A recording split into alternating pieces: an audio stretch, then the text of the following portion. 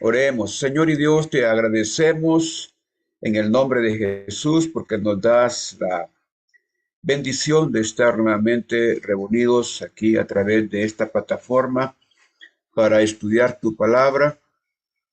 Te rogamos en el nombre de Cristo que prepares nuestro corazón, que prepares nuestra mente para que todo lo que tratemos aquí, Señor, tú lo puedas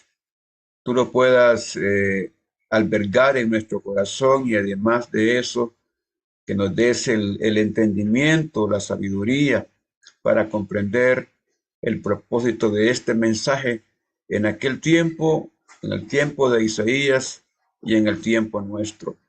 Por favor, Señor, bendícenos con toda bendición de lo alto.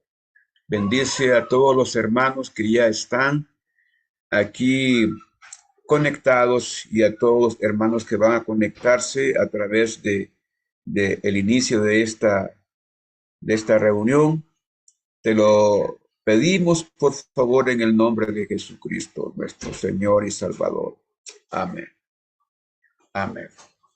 Amén. Continuamos con el libro de Isaías y la semana pasada estuvimos estudiando una parte de Isaías, la primera parte, que es la parte introductoria, y estuvimos viendo alguna descripción, la descripción de lo que es el libro en general, pero también estuvimos viendo parte del panorama. En esta ocasión vamos a pedirles que apaguen el micrófono por ahorita, hermanos, porque interfiere.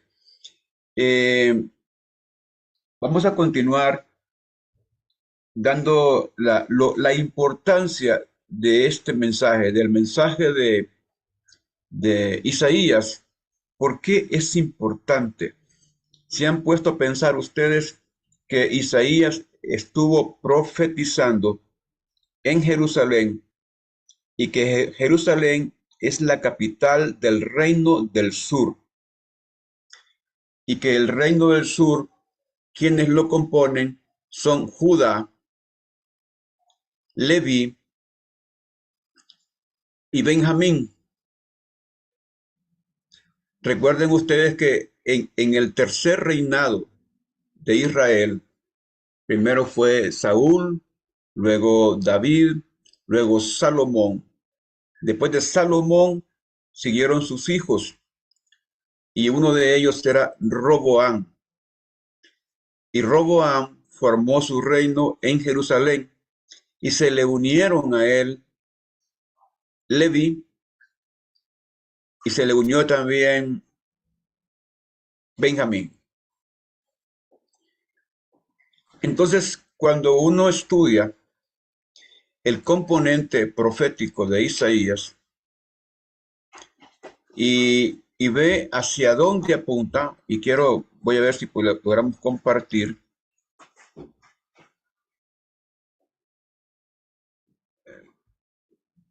¿Están viendo, hermano?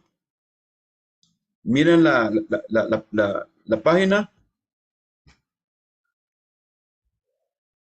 ¿Alguien que me diga si está viendo la página? Yo no la veo, pastor. No Miren. vemos, pastor. Bueno, vamos a compartir entonces aquí. Aquí estamos.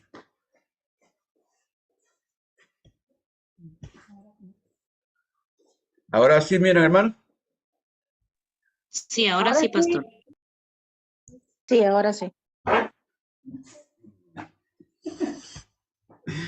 Entonces miramos en la visión panorámica de este libro de Isaías, que la mayor parte de los eruditos bíblicos concluyen que el libro de Isaías se compone de dos grandes partes. Desde el capítulo 1 al 39, y a esta sección se le llama el Evangelio de Isaías. por los componentes interesantes que hablan acerca de el nacimiento, el reinado del Mesías. Y además esta primera parte la consideran los mismos israelitas como una parte fundamental porque habla de el futuro glorioso de Sión. En esta primera parte, que también contiene 4 secciones, la primera es desde el capítulo 1 hasta el capítulo 12, donde habla de la advertencia a Judá por su idolatría, su inmoralidad, su injusticia en tiempo de una prosperidad engañosa, y da aquí los versículos. Entonces, esta parte, ese segmento del capítulo 1 hasta el 12, pero a donde yo quiero llegar con ustedes en esta noche es que la unión de estas 3 tribus es una unión estratégica. ¿Por qué? Si ustedes se acuerdan cuando estuvieron viendo la síntesis bíblica del libro de Génesis, y cuando vieron la parte de Josué también, recuerden ustedes qué pasó con la herencia de Leví. A Leví no le dieron heredad. A Leví lo que le dieron fueron unas ciudades para que ellos habitaran y el tabernáculo. No le dieron ciudad. Pero acuérdense ustedes cuando Josué le tocó repartir la heredad, y que Caleb y las hijas de Caleb le pidieron la parte central de la tierra prometida. Dios escogió a Judá para que fuera el ejército, en el segundo en el orden cuando se va a la batalla, y escogió a Leví para que fuera adelante de la batalla. Así que, y encontramos a Benjamín, que es el hijo menor de las tribus de Jacob, que después de José de haber salido de la casa de Jacob por lo que pasó con los hermanos, Benjamín vino a ser como el hijo consentido de Jacob, y básicamente fue el que recibió la herencia directa de Jacob. Entonces, ¿qué es lo que ocurre con todo esto? Mientras a Elí el Señor le concede el gran privilegio de ser el que administre la parte espiritual del pueblo de Israel, a Judá el Señor le concede que sea él quien se encargue de defender al pueblo de Israel, de ser los guerreros, de estar después de los sacerdotes, iban los de la tribu de Judá. Y por eso es que las demás tribus se pusieron alrededor de Judá, porque tenían la garantía que cuando ellos fueran atacados, Judá les iba a defender. Y ya todo eso era un indicio profético de lo que pasaría en el futuro, que de Judá saldría la raíz de la bendición, que de Judá saldría el Mesías prometido. Inclusive, cuando uno lee el capítulo 49 de Génesis y Jacob comienza a bendecir a las 12 tribus y les da una bendición profética, cuando le corresponde a Judá recibir la bendición, ¿qué es lo que hace Jacob?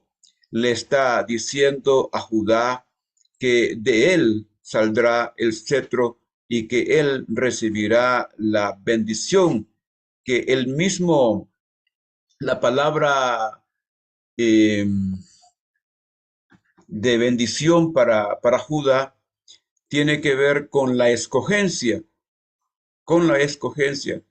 dice hasta, hasta que venga, hasta que aparezca, ¿verdad? El escogido. Es una traducción de esa profecía.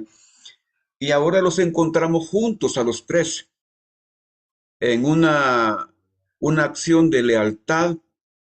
Entonces, al encontrarse los tres juntos, lo que se esperaba es que estos hicieran la diferencia. Uno, porque era escogido para que de él saliera el gobernante eterno de Israel y del mundo, el Mesías prometido. Y otro, porque de esta tribu, como Leví, se esperaba que saliera el sacerdocio universal, quienes iban a dirigir a todo el mundo, conducirlo hacia Dios. Y en la tribu de Benjamín, porque es una tribu guerrera, es una tribu que en los tiempos más complicados se ponía al par de Judá para pelear y defender a Israel. Entonces, miren ustedes qué interesante. Y voy a pedirle a la hermana Isis que me lea el texto que le pedí, por favor, hermana Isis. Amén, pastor. La palabra del Señor la leemos honrando al Padre, al Hijo y al Espíritu Santo. Visión de Isaías, dijo de Amos, la cual vio acerca de Judá y Jerusalén en días de Usías, Jotán, Acaz y Ezequías, reyes de Judá. Oíd cielos y escucha tu tierra, porque habla Jehová. Crié hijos y los engrandecí y ellos se rebelaron contra mí. El buey conoce a su dueño y el asno el pesebre de su señor. Israel no entiende, mi pueblo no tiene conocimiento. Oh gente pecadora, pueblo cargado de maldad, generación de malignos, hijos depravados, dejaron a Jehová, provocaron a ira al Santo de Israel, se volvieron atrás. Hermana Isis, disculpe, yo le pedí el capítulo 2 de Isaías. Ay, perdón, pastor, sí es cierto, perdóname. Perdone, mire que estoy todavía cuidando a mis nietas, que mis hijos no han venido a trabajar. Perdón, pastor. Ahorita Bueno, leo. Ahorita le leo. Es el reinado universal de Jehová, ¿verdad? correcto, sí. Amén, sí, perdón. Lo que vio Isaías, hijo de Amos, acerca de Judá y de Jerusalén, acontecerá en lo postrero de los tiempos, que será confirmado el monte de la casa de Jehová como cabeza de los montes, y será exaltado sobre los collados, y correrán a él todas las naciones. Y vendrán muchos pueblos y dirán, venid y subamos al monte de Jehová, a la casa del Dios de Jacob, y nos enseñará sus caminos, y caminaremos por sus sendas, porque de Sión saldrá la ley y de Jerusalén la palabra de Jehová. Y juzgará entre las naciones y reprenderá a muchos pueblos, y volverán sus espadas en rejas de arado y sus lanzas en hoces. No alzará espada nación contra nación, ni se adiestrarán más para la guerra. Amén, hermana. Ahí estamos muy bien. Amén. Mire, esta segunda profecía de Isaías, en capítulo 2, que está revelando lo que va a ocurrir en los posteros tiempos. Y la mayor parte de los estudiosos, tanto de los estudiosos del Nuevo Testamento, establecen que cuando la Biblia habla de los posteros tiempos, está hablando de ese periodo que hay entre la primera venida de Jesucristo y la segunda venida. Entre la primera venida y la segunda venida. ¿Por qué es importante? ¿Cómo es que se cumple esto? Y dice aquí en el versículo 2, acontecerá en lo postrero de los tiempos que será confirmado el monte de la casa de Jehová como cabeza de los montes y será exaltado sobre los collados y correrán a él todas las naciones. Y ustedes saben muy bien que hasta el siglo pasado el pueblo de Israel fue un pueblo ignorado. Desde la muerte de Jesucristo hasta la fecha fue un pueblo ignorado, un pueblo castigado. Se le quitó el derecho de estar en su propia tierra. Israel solamente era una nación porque se diferencia lo que es nación, lo que es patria, lo que es Estado, en que la nación es una población que se identifica por su costumbre, por su lengua, por sus tradiciones. Israel tiene las tres cosas, los tres requisitos a través de los tiempos, los tuvo. Así que Israel siempre fue una nación. Lo que no era Israel era una patria. No era patria porque no tenía los elementos que conciernen a lo que es una patria, tener un territorio y tener un gobierno. Un territorio, un gobierno, una identidad. En el caso del Estado, que se requiere tener población, territorio y gobierno. Entonces, Israel, hasta el año 1948, por disposición de las Naciones Unidas, se le da la oportunidad de tener su propia identidad, su propio territorio, y se le considera un Estado con plenos derechos, con los derechos y deberes que tienen todos los demás estados del mundo. Así reza la Carta de Independencia de Israel a partir de 1948. Entonces, a partir de esa fecha, bendito Dios, que le permite a Israel volver de los cuatro ángulos de la tierra, todo el pueblo que estaba en las diferentes naciones regresan. La mayor parte de los ortodoxos, de los judíos, de las tribus en sí, vuelven a su tierra prometida, a la tierra a darle otra vez vida, y la higuera comienza a reverdecer. La palabra de Jesucristo cuando dijo de la higuera aprender. Entonces los posteros tiempos comienzan justamente cuando se va cumpliendo este capítulo 2, esta profecía número 2 de Isaías en los posteros tiempos. ¿Y qué es lo que ocurre ahora? ¿Qué, qué país del mundo, qué ciudadano del mundo no quiere ir a Israel? ¿No quiere conocer Israel? ¿Dónde es que la palabra de Dios no ha llegado? ¿Y de dónde viene la palabra de Dios? Como le dijo Jesucristo a la mujer samaritana. Le dice, porque de Judá viene la ley. Y aquí mismo Isaías, esa fue una palabra de Isaías que dice que de Judá vendrá la ley y los pueblos tomarán de esa ley para vivir. Los 10 mandamientos, por ejemplo, que son como la base fundamental de todas las leyes penales que hay en el mundo. Entonces nos encontramos con Isaías, que tiene una visión bien amplia. Por un lado, Isaías lanza una segunda profecía que tiene un cumplimiento inmediato. Y vamos a poner esa posición.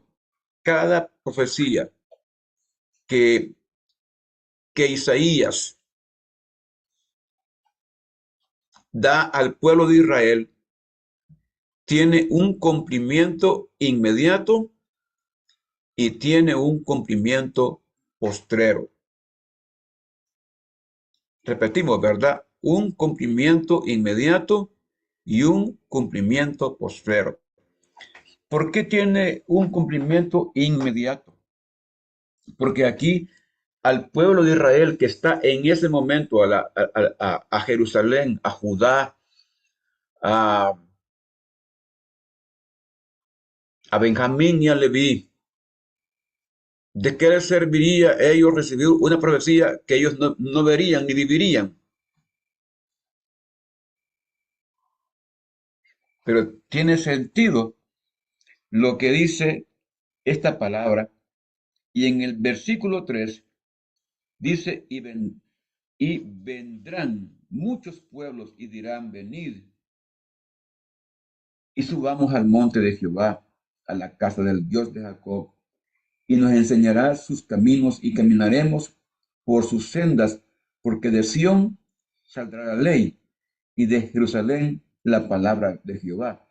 Y juzgará entre las naciones y reprenderá a muchos pueblos y volverán sus espadas en arado y sus lanzas en hoces. No alzará espada nación contra nación, ni se alistarán más para la guerra.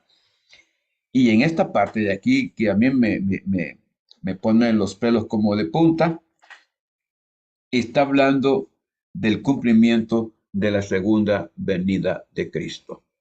Cuando usted, bueno, más adelante que vamos a leer Isaías 35, ¿verdad? Que habla del futuro glorioso de Sión. Y comencemos a ver todos los componentes de ese gobierno milenial de Jesucristo.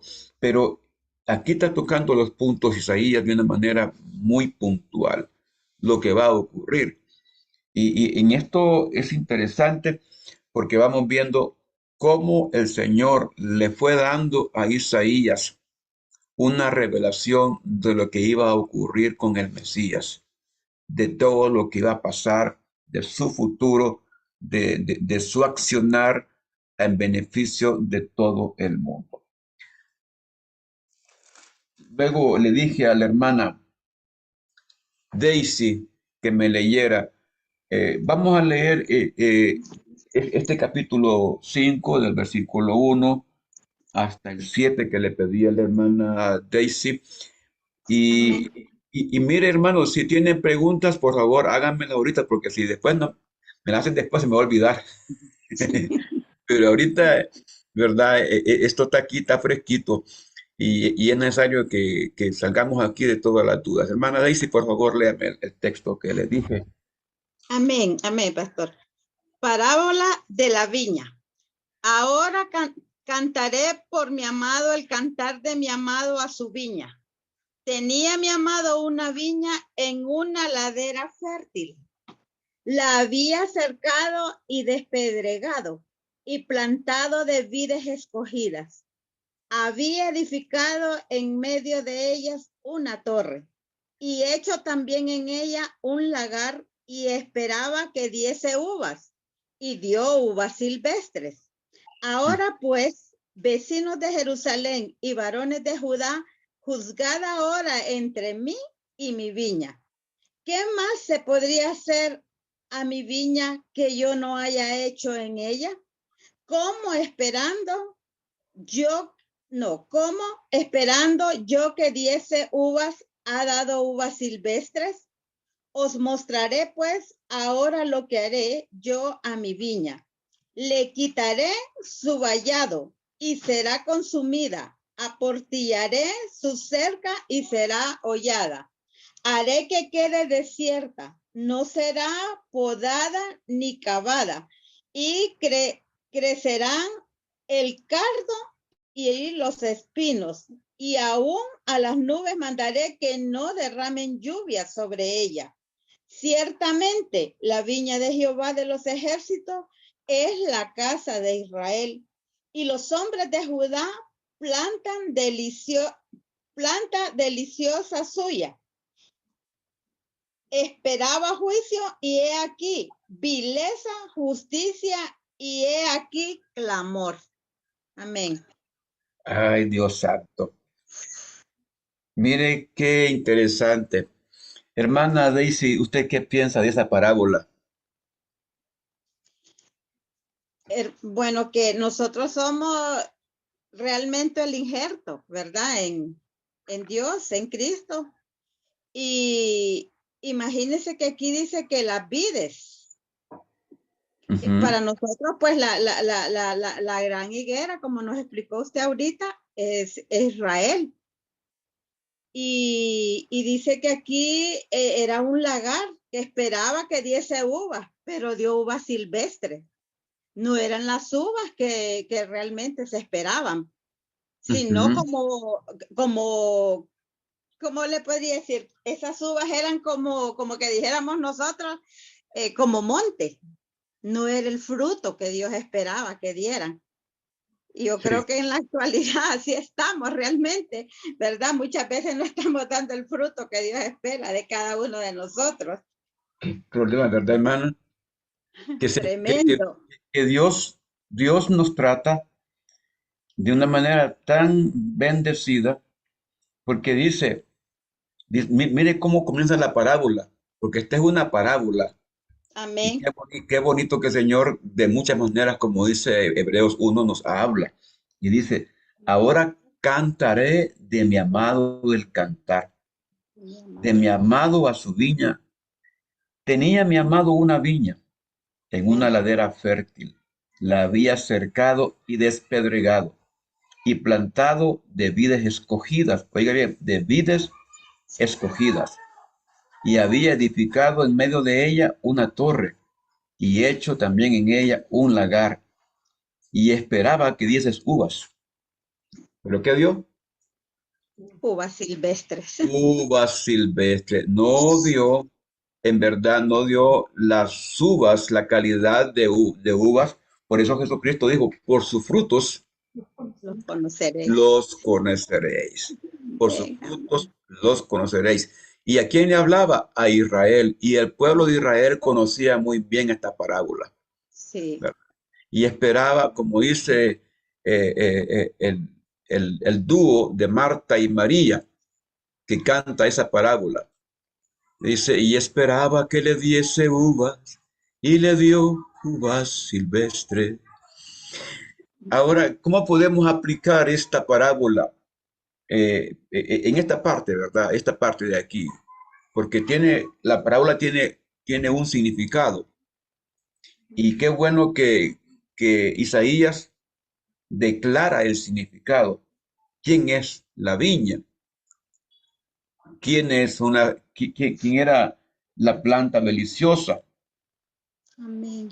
La viña, dice aquí, de Jehová es la casa de Israel Amén. y los hombres de Judá, planta deliciosa suya. Por eso le digo yo, cuando hablamos del reino del sur, estamos hablando de que eran tres tribus muy especiales para Dios. Si bien todas las demás tribus de Zabulón, Isaacar, Neftalí, Dan, ¿verdad? Todos tenían un significado, pero estas tres tribus tienen un significado muy especial para Dios. Entonces se espera, eh, un padre de familia espera que si ha invertido tanto en un hijo, que lo manda a las mejores escuelas, que le paga todo, que lo manda a la universidad más cara que puede haber, que le da todas las comodidades. Ese padre espera que un día ese hijo responda, responda. Pero ¿qué ocurre cuando ese hijo a la hora de trabajar, a la hora de dar frutos, no responde? ¿Qué es lo que hace? Y Dios lo dice muy claramente. No sé si la hermana Eva Guerrero está por ahí cerca.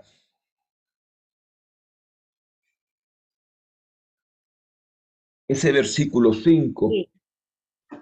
capítulo 5, versículo 5 hasta el 7, hermana Eva. Léanos de nuevo esa parte.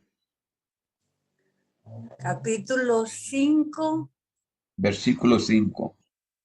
versículo 5 hasta el 7. Ahora pues os hago saber lo que pienso hacer con mi viña. Quitar su seto, perdón, que se me movió.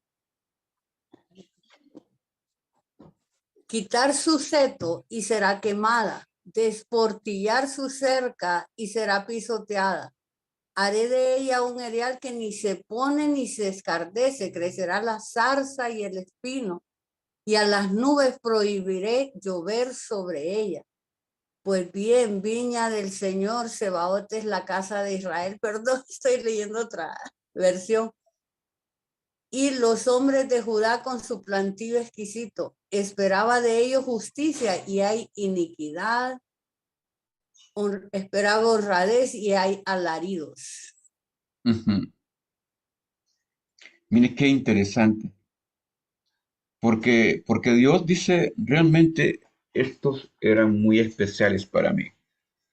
Los Así traté es. muy bien, los traté muy bien, los escogí, los puse en un lugar muy especial, pero no me dieron el fruto que yo esperaba. Esperaba justicia, dice, y aquí en esta versión que es la Reina Valera, en esta Reina Valera dice que esperaba juicio, y aquí vileza, justicia, y aquí clamor. Y, y siendo este pueblo tan especial, lo que ocurrió es que este pueblo eran expertos en hacer negocios y supieron explotar el negocio, pero además del negocio, al haber mucho dinero, mucha prosperidad, al haber mucha prosperidad, el pueblo fue cambiando sus valores. Jerusalén se convirtió en una ciudad de mucho tráfico, de mucho comercio, y ellos comenzaron a criticar todo, a criticar la ley. Inclusive más adelante, cuando leamos el otro texto, vamos a encontrar cómo este pueblo criticó hasta la ley del Señor.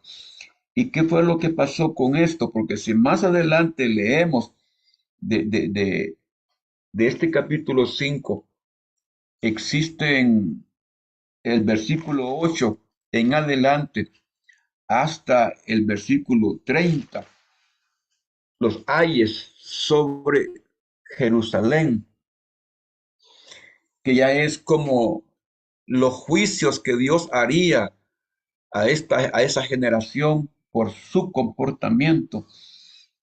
Cada uno de los 6 ayes que aparecen en este capítulo son declaraciones de juicio sobre los 6 tipos de pecados que tiene Jerusalén en ese momento. 6 tipos de pecado. El pecado del egoísmo, el pecado de la embriaguez, el pecado de la burla del poder de Dios, el pecado de juzgar su propio pecado, la tergiversación de las normas morales de Dios, la arrogancia y el orgullo, la perversión de la justicia. Así que encontramos nosotros que por cada pecado Dios establece un ay, un dolor. La palabra ay es un dolor. La palabra ayo ya es otra cosa que significa conducción. Pero Dios en verdad no dejará sin castigo el pecado.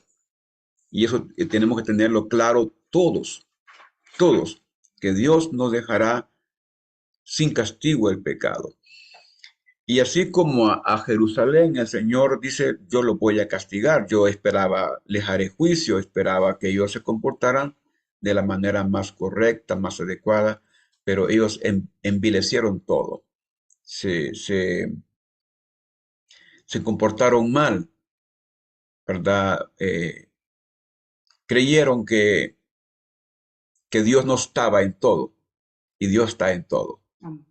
Dios está en todo. Y aquí esto es lo complicado, cuando mucha gente no sabe asumir su momento cuando ha prosperado, cuando ha llegado a cierto nivel.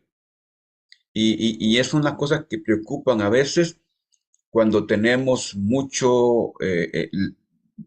entrada económica, que creemos que es por nuestra sabiduría, por nuestra inteligencia, que hemos alcanzado lo que tenemos, y no le damos a Dios la honra ni la gloria, ni lo honramos ni lo respetamos, ¿verdad? Sino que se nos llenan los ojos de orgullo y de vanidad.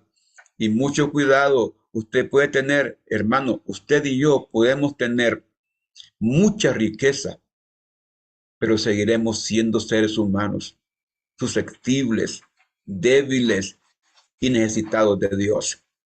Dios siempre será Dios, como dice mi esposa. Dios siempre será Dios, pero nosotros somos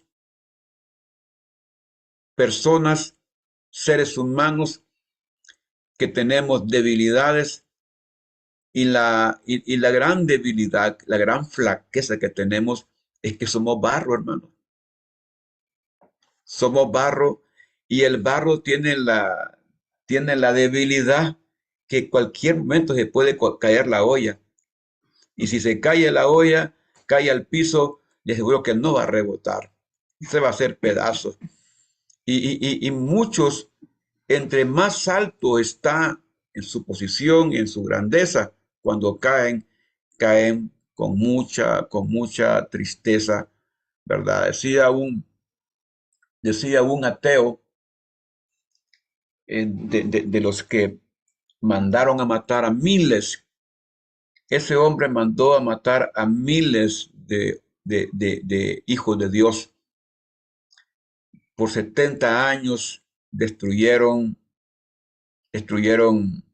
iglesias, mataron sacerdotes, curas, iglesias enteras fueron quemadas con la gente adentro. Pero la realidad de este hombre es que cuando él está agonizando, no podía morirse. Y mandó a llamar al final de cuentas a un obispo ortodoxo ruso. Y el obispo fue a verlo ahí en su lecho de agonía y le dijo, ¿qué quieres que haga, Leonid?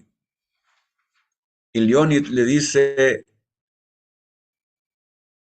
quisiera saber qué se siente tener una Biblia en el pecho, ya que no puedo tenerla en mi corazón porque ya no tengo tiempo. Pero abre tu Biblia y ponla sobre mi pecho. Y el obispo abrió su Biblia y la puso sobre el pecho de Leonid. El Leonid dijo, ahora yo puedo tener paz, porque nunca supe de esta paz. Aunque ya estoy muriendo, quisiera que todos los rusos tuvieran una Biblia por dentro del pecho para que alcancen la paz. ¿Cómo es que mandó a matar a tantos hijos de Dios, diciendo que no existía Dios y que no había ni remordimiento ni conciencia porque Dios no existía? Entonces no había castigo. Pero a la hora de la muerte estaba esperando a Dios, esperando la palabra de Dios. Entonces, mire qué interesante la profecía de Isaías que alerta por esos pecados a Jerusalén. Pero si vamos a contextualizar esta profecía, hoy día Jerusalén podría ser Tegucigalpa, hermanos. Podría ser Comayagüela, San Pedro Sula. Decía este hermano Jimmy Swaggart en una pequeña obra que él escribe, que es una obra que dice antes de que la lámpara del templo se apagara. Y estuve leyendo ese librito y él comparaba la profecía de Isaías y cuando se refería a Sodoma y a Gomorra, decía, bueno, esta profecía parece que está bien identificada con el pueblo norteamericano. Dice, porque esta profecía habla de Sodoma y que más Sodoma dice que Nueva York. Y que más Gomorra que Los Ángeles. Dice, las dos ciudades más corruptas del mundo son Nueva York y Los Ángeles. Así que esta profecía viene para estas dos ciudades.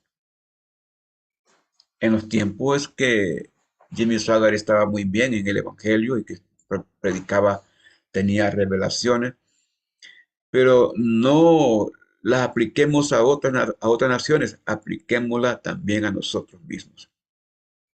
Y más que las ciudades, apliquemos a la iglesia.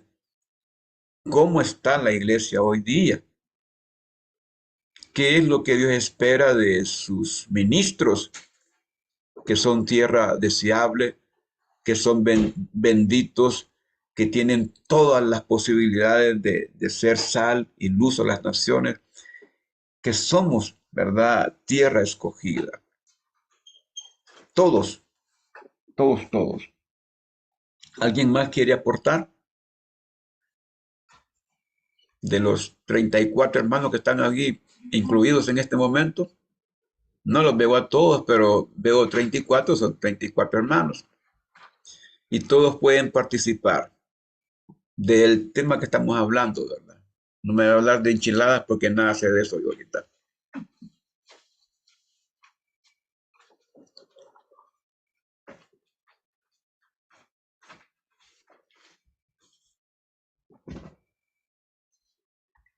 Amén. ¿Estamos claros, hermanos? A la hermana Gillian le pedí que me leyera otro texto. ¿Cuál fue el texto que le pedí, hermana Gillian? Amén, pastor. Dios les bendiga, hermanos. El texto es Isaías capítulo 9, versículo del 1 al 7. Sí, por Y favor. dice la palabra de Dios: nacimiento y reinado del Mesías. Mas no habrá siempre oscuridad para la que está ahora en angustia, tal como la aflicción que le vino en el tiempo que livianamente tocaron la primera vez a la tierra de Zabulón y a la tierra de Neftalí, pues al fin llenará de gloria el camino del mar de aquel lado del Jordán en Galilea de los gentiles. El pueblo que andaba en tinieblas vio gran luz. Los que moraban en tierra de sombra de muerte, luz resplandeció sobre ellos. Multiplicaste la gente y aumentaste la alegría. Se alegran delante de ti, como se alegran en la siega, como se gozan cuando reparten despojos, porque tú quebraste su pesado yugo y la vara de su hombro y el cetro de su opresor, como en el día de Madián, porque todo calzado que lleva el guerrero en el tumulto de la batalla y todo manto revolcado en sangre serán quemados pasto del fuego. Porque un niño nos es nacido, hijo nos es dado, y el principado sobre su hombro, y se llamará su nombre admirable, consejero, Dios fuerte, Padre eterno, príncipe de paz. Lo dilatado de su imperio y la paz no tendrán límite sobre el trono de David y sobre su reino, disponiéndolo y confirmándolo en juicio y en justicia, desde ahora y para siempre. El celo de Jehová de los ejércitos hará esto. Amén. Amén. Mire qué preciosa profecía la que Isaías está declarando ya en este capítulo 9. Vamos a recordar que en la primera parte que leímos, en capítulo 5, acerca de los ayes y de los pecados, ¿verdad? Eso se cumple en el año 532, creo que fue, cuando Israel fue invadido por los asirios. Y en ese tiempo, pues ellos tomaron todo y la riqueza que tenía Jerusalén, totalmente, toda fue saqueada, fue llevada por los asirios. Así que de lo que ellos hacían gala, en ese momento, todo lo perdieron. Fue tan complicado que los asirios, más adelante dice que son siervos de Dios, ¿verdad? Cuando uno lee como Dios dice de los asirios, que son mis siervos, dice. Pero es que los asirios agarraron la tierra y la araron. La tierra de Israel literalmente le pusieron arado y en los surcos le pusieron sal. Entonces Israel no pudo sembrar, toda la tierra se echó a perder, no pudieron sembrar más viñas, ¿verdad? Porque el gran negocio de Israel era el vino era la lana, así que no había lugar para tener ganado, ni para tener vino, ni para tener nada. Y tanto la pobreza, la miseria llegó, no solamente como un castigo en cuanto a que perdieron todo, perdieron su riqueza y todo aquello en lo que habían confiado, lo perdieron. Interesante, pero aquí el Señor trae una palabra de consuelo. Dice que la que andaba en tinieblas vio gran luz, vio gran luz. Dice, a los que fueron afligidos, todos se van a dar cuenta que viene un momento de gloria. Y hablan entonces del nacimiento del Mesías. Dice que niño nos es nacido, que niño nos es nacido, versículo 6, hijo nos es dado y el principado sobre su hombro y se llamará su nombre admirable, consejero, Dios fuerte, Padre eterno, príncipe de paz. ¿Alguien quiere agregar más sobre esto?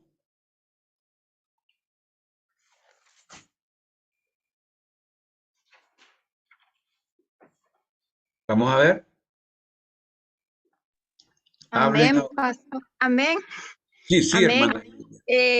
Pues vemos que así como dice aquí, más ahora no habrá siempre oscuridad para la que está ahora en angustia. O sea, cuando habla así, yo me voy a lo que es el Nuevo Testamento y vemos cómo Jesús en Juan 8:12 dice que Él es la luz del mundo. Entonces podemos ver cómo está la secuencia de la palabra de Dios va desde el Antiguo hasta el Nuevo Testamento. Entonces, interesante, porque esta profecía lo que hace es que establece una unidad en el mensaje profético, en el hecho de que en algún momento alguien tenía que revelar que se cumplía esa profecía.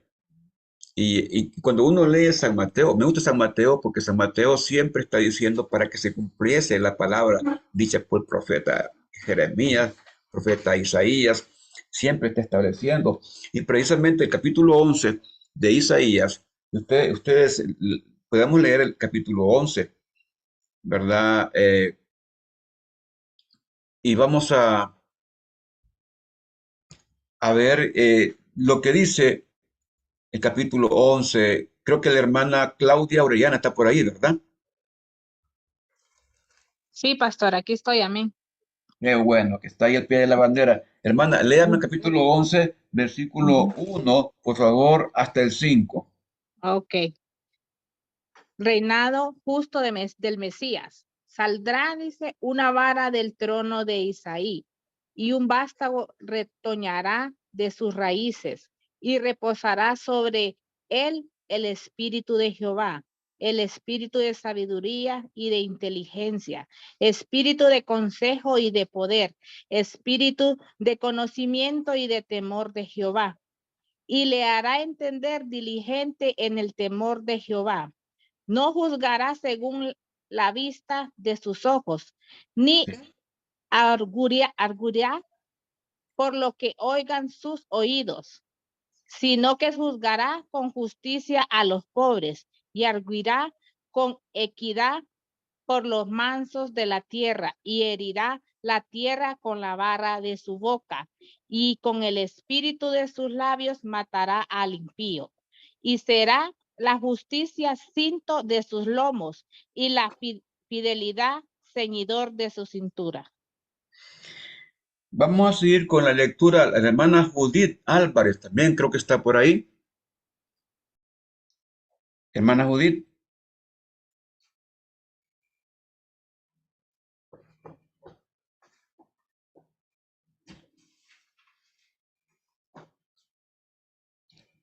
Entonces la hermana Jackie Gutiérrez.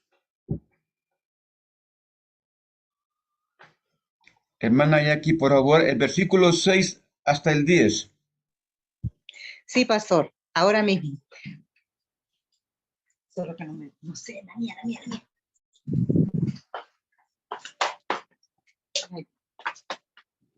¿De qué capítulo, pastor? Perdón. 11. Capítulo 11, versículo 6 hasta el 10.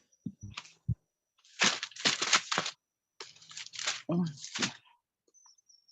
Del 6 hasta el 10. Sí. Amén. Amén, dice. Morará el lobo con el cordero y el leopardo con el cabrito. Se acostará el becerro y el león y la bestia doméstica andarán juntos y un niño los pastoreará. La vaca y la osa pasarán. Sus crías se echarán juntas y el león como el buey comerá paja. Y el niño de pecho jugará sobre la cueva del áspid, y el recién destetado extenderá su mano sobre la caverna de la víbora. No harán mal ni dañarán en todo mi santo monte, porque la tierra será llena del conocimiento de Jehová, como las aguas cubren el mar. Amén, ¿verdad? El 10. Acontecerá en aquel tiempo que la raíz de Isaí, la cual estará puesta por pendón a los pueblos, será buscada por las gentes y su habitación será gloriosa. El 11, ¿verdad? Sí, no, hasta ahí más, hermano. Muchas gracias. Sí, muchas gracias.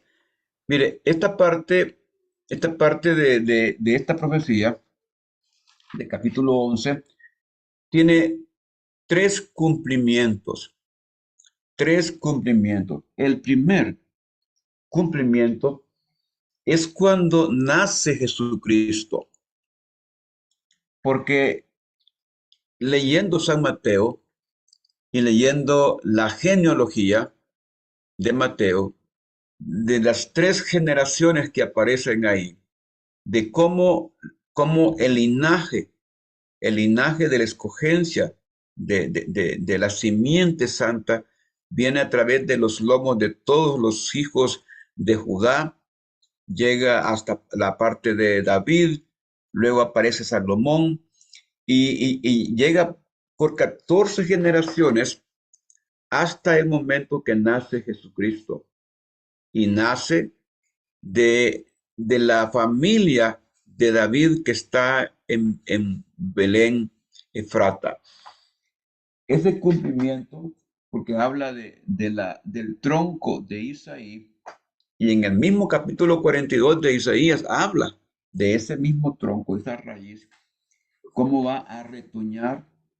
Dice, y reposará sobre él el espíritu de Jehová, espíritu de sabiduría y de inteligencia, espíritu de consejo y de espíritu de poder, de conocimiento, de temor de Jehová. Y hará entender diligente en el temor de Jehová. Esto, que no juzgará ni arguirá por lo que oigan sus oídos, sino que juzgará con justicia a los pobres y arguirá con equidad por los mansos de la tierra. Y aquí dice que herirá la tierra con la vara de su boca. Y cuando habla en Apocalipsis acerca de cuándo aparece el Cordero de Dios después de la gran tribulación, cuando aparece en el cielo, que viene a pelear en la guerra de Armagedón, la palabra dice que él, que de su boca sale como una espada, y viene como, ya no como un cordero, viene como un guerrero, viene a hacer justicia y a poner en su lugar al maligno y a todos sus seguidores. Pero después de esto viene la parte del reinado milenial de Jesucristo. Mire aquí adelante, ¿verdad? Habla acerca de que habrá justicia y que habrá justicia a los pobres y que la tierra será herida. Pero en este reinado milenial no hay que olvidarnos que habrán pecadores, que habrán naciones que todavía no son cristianas, que todavía no son convertidas, y estas naciones van a tener que recibir la vara de hierro, el gobierno de rayos de hierro de Jesucristo, porque dice que va a juzgar con hierro, con fuerza, pero que también dice muchas naciones le buscarán. Ahora, este texto lo vamos a entender posteriormente cuando leamos el capítulo 35, porque allá se amplía un poco más en el 35 de Isaías, ¿verdad? Allí se habla acerca del futuro glorioso de Sión, el futuro glorioso de Sión, y en el capítulo 42 encontramos también la otra parte. Así que esa profecía se está dando por secciones en todo el libro, ¿verdad? La palabra dice que el que lee entienda. El que lee entienda. Hay una porción aquí donde leímos, donde dice, el Señor dice que este pueblo pereció porque le faltó conocimiento. Aquí está en el capítulo 5. Este pueblo 5 en el versículo 13. Dice, por tanto, mi pueblo fue llevado cautivo porque no tuvo conocimiento. Dice, entonces, la profecía, quiero explicarles un poco acerca de cómo se interpreta muchas veces la profecía, que muchas veces la profecía lo que hace es que abre un cuadro profético. Y es como cuando usted abre una carpeta en la computadora. Dentro de usted ve el título de la carpeta, del archivo de Word, que aparece en amarillo. Pero dentro de esa carpeta pueden haber muchos archivos más. Pueden haber imágenes, pueden haber escritos, documentos, pueden haber tablas de Excel, pueden haber presentaciones en PowerPoint y cosas por el estilo. Pues la profecía así es. Abre el Señor un telón profético, pero cuando usted entra a ese telón profético, no le aparece toda la revelación de un solo. Usted tiene que estar buscando dónde sigue la siguiente parte. ¿Dónde sigue la siguiente parte? Y Isaías hace eso. Habla del Mesías y va tirando los cuadros para interpretar la profecía. Y aquí el método para interpretar la profecía, muchos utilizan el método alegórico. Pero con el método alegórico se comete, muchas veces se comete el error de que lo utilizamos conforme a nuestro conocimiento. Y si no tenemos conocimiento de la historia y del contexto religioso, político, cultural del evento de la profecía, entonces podríamos estar llevando equivocadamente a la iglesia o a la congregación que escucha la profecía y su interpretación. Entonces, por eso hay que tener cuidado con las profecías, porque no todo mundo puede interpretarlas. Y no todo el tiempo la palabra profética se va a interpretar espiritualmente, o sea, alegóricamente, pues la alegoría es peligrosa. Porque escuché a una persona hablar de la profecía de Isaías y dice, por ejemplo, hablando de esa parábola de, de, de, de la viña, de la parábola de la viña, y hablando de las uvas silvestres. Y esta persona estaba diciendo que el significado de el Agar, el significado del Agar era la iglesia, que la iglesia era el Agar.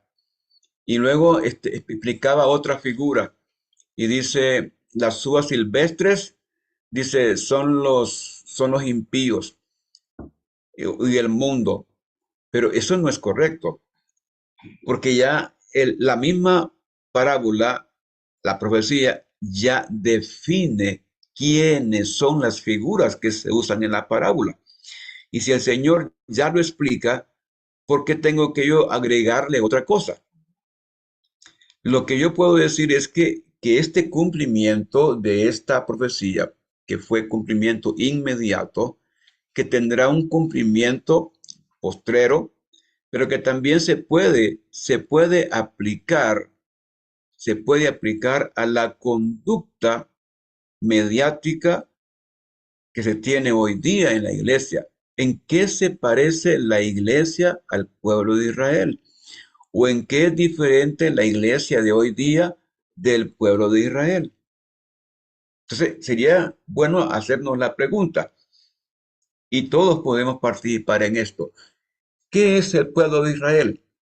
Es un pueblo escogido de Dios. ¿Y qué es la iglesia?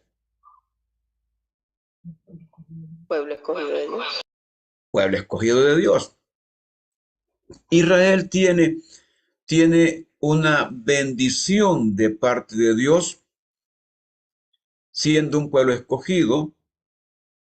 Dios le dio la oportunidad, porque así lo dice el libro de Éxodo, que Israel sería un pueblo de su exclusiva posesión. ¿Y qué dice Jesucristo de la iglesia? Que es de él. Y es tan preciosa la palabra de Jesucristo, que dice que es su cuerpo, que la iglesia es su cuerpo. Imagínense cómo la cuida el Señor, cómo nos trata. Entonces, ¿alguien más quiere participar ya para concluir con esto hoy? Pastor, solamente para concluir, Sí. todos los profetas hablan y nos hacen reflexionar sobre lo que es las actuaciones que tenemos, cómo estamos, pero siempre yo he encontrado la palabra de esperanza. No es como que nos dejan, ustedes andan mal y así se quedaron y esto está mal y está pesimista la cosa, no hay nada más que hacer, sino que siempre hay una palabra de esperanza, amonestan y muestran el camino para mejorar y después dan la esperanza. Correcto. Pues sí, es que Dios trata siempre, ¿verdad? Gracias, hermana Eva. Dios trata siempre a su pueblo con ojos de amor y misericordia. Por eso él dice, no siempre estará en oscuridad. El pueblo que está en tinieblas vio gran luz. Luz resplandeció, dice. Entonces Dios siempre está queriendo que nosotros, como dice Isaías capítulo 1, que vengamos y estemos a cuentas con Él. Que vengamos y Él puede cambiar el color de nuestros pecados. Él los puede cambiar y puede darnos la bendición eterna. Para el próximo lunes, no, ¿verdad? Bueno, para la próxima ocasión vamos a estar estudiando el capítulo 13 al 23, estos capítulos los vamos a ver así a vuelo de pájaro, porque son las profecías que Dios manda a las naciones que están alrededor de Israel. Son una gran cantidad de naciones, pero a todas ellas les manda un mensajito, Señor. ¿Sí? Cada una de ellas trató a Israel de alguna manera, y Dios les manda un mensaje a cada nación. Dios no va a dejar en la ignorancia. Dios no va a olvidar a sus hijos, a sus escogidos, y no va a olvidar a aquellos que tratan mal a sus hijos. Dios le manda un recadito ahí, capítulo 13 al 23 de Isaías, donde vamos a estar viendo las naciones contemporáneas a Judá acerca del pecado y el juicio venidero. Posteriormente vamos a estar viendo el capítulo 34 a 35, que tiene una variedad de promesas proféticas de salvación y de juicios futuros, para terminar la primera parte de Isaías con el capítulo 36 al 39, que ya tiene que ver con la vida de Ezequías, del rey Ezequías, y esa parte paralela que está en Segunda de Reyes 18, 13 al 20, 21. Hermanos amados, miren, hablar de profecía no es nada fácil, ¿verdad? Porque hay que tener mucho cuidado con lo que se habla, con lo que se dice, porque uno puede cometer excesos, y en esto Dios le manda a decir a uno que no diga más de lo que él dice. Dice, Jehová ha hablado, dice, y yo no he dicho nada, dice el Señor. Y entonces eso es peligroso cuando uno se extiende más allá de lo que Dios quiere decir. Lo que Dios quiere decir, los profetas lo dijeron muy claramente. Y en cuanto a Isaías, yo admiro a este profeta porque era un profeta joven, y que asumió el reto de hablarle directamente al pueblo de Jerusalén, al pueblo al reino del sur. Les habló fuerte, pero también, como dice la hermana Eva Guerrero, les da todas las posibilidades de gozar de la promesa de Dios en cada evento, en cada tiempo. Dios me les bendiga, amados hermanos. Dios me les guarde. Amén. Amén, pastor. Bendiciones. Amén. Antes de que se vayan ustedes, antes de que se retiren, no se me retiren todavía, que no he terminado. Vamos a orar. Amén. Pastor. Ajá, dígame. Dios le bendiga. Fíjate que yo quería participar un poquito de lo que había estudiado el libro de Isaías. Ajá, hermano Milton. Entonces, ¿y lo dejamos para la próxima o...? Sí, la próxima podríamos, mire, lo voy a dejar para la próxima. Y en la próxima, desde ya le estoy diciendo, hermano Milton, usted va a leer el capítulo 13 de Isaías. Véngase listo para... ¿Del 13 al qué, pastor? El 13:1 lo vamos a leer hasta el 22, ¿verdad? Es una profecía que cuando la comparamos con la primera profecía, que es el capítulo 1, y la segunda profecía, capítulo 2, tiene mucha relación. Pero sí, usted ya está listo para ese día y lo dejamos ya en agenda, en el nombre del Señor. Muy bien. Bendiciones, amén. Dios me le bendiga. Y buenas noches, bendiciones. Vamos a orar. Vamos a orar. No. Aquí estoy, Sí. Señor y Dios, te agradecemos en el nombre de Jesucristo. Padre bendito, Padre de misericordia, también nosotros venimos delante de tu presencia, reconociendo que esta palabra llega a nuestro corazón. Y oyendo esta palabra, Señor, tenemos temor y temblor, porque esta palabra, Señor, viene a recordarnos que somos carne, que somos débiles y que pecamos, Señor, y que pecamos contra ti. Y en esta noche, los hermanos y yo nos ponemos de acuerdo para venir delante de tu presencia a pedirte perdón, Señor. a pedirte que nos limpies de todo pecado, a pedirte que nos ilumines y que la luz de Jesucristo llegue a nuestra mente y a nuestro corazón, que el gobierno de Jesucristo realmente se establezca en nuestra vida y nos ayude a caminar rectamente, a volver a tu palabra, Señor. Ayúdanos a volver a tu palabra, a sentirnos enamorados por esa palabra bendita que tú le das a tu pueblo, Señor. Danos el privilegio de gozar de tus promesas, Padre amado. Hoy nos ponemos delante de ti y te rogamos tu bendición para todos nuestros hermanos que están aquí y para todos los miembros de esta congregación, Señor. Te pedimos que los bendigas, que los guardes, que los protejas, Señor, que hagas un buen encuentro con todos ellos en el nombre de Jesucristo. Amén, Señor, y amén. Amén. Hoy sí, hermanos, que Dios me les bendiga, que Dios me les guarde y hasta la próxima, si el Señor así lo permite. Amén. Amén, pastor. Amén, pastor. Bien, pastor. Feliz noche. Amén, hermano pastor. Y